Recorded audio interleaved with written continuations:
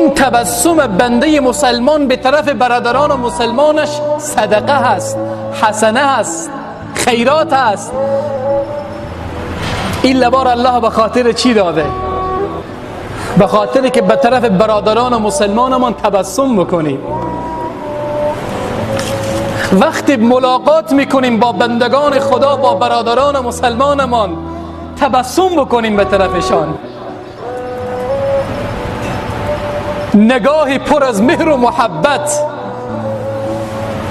نگاه دلسوزانه و خیرخواهانه به طرف برادران مسلمانمان داشته باشیم.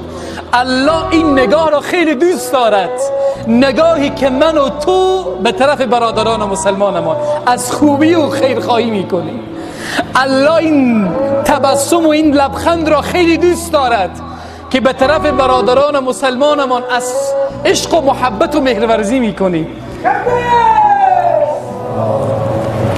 تو چهرت را با تبسم به طرف برادر مسلمانت مزین بکن که پروردگار عالم نامه اعمال تو را با صدقه و حسنه مزین بکند. تو هرچی خنده به طرف برادر مسلمان تبسم بکنی، الله تبارک و تعالی صدقه تو رو زیاد میکند.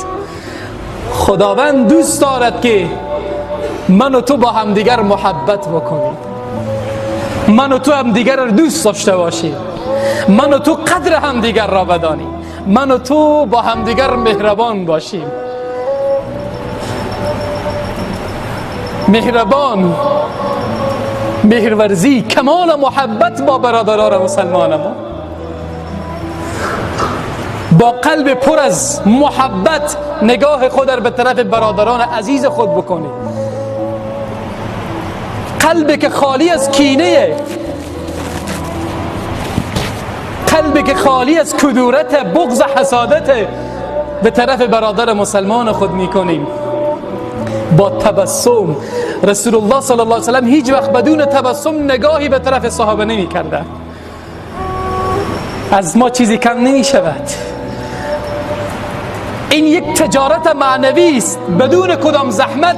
نگاه پر از لبخند، خدا میگه حسنه، الله میگه صدقه، الله میگه من در نامه اعمال تو می نویسم. مزین کن چهره خود را با تبسم که رب العزت نامه اعمال تو زیبا بگرداند.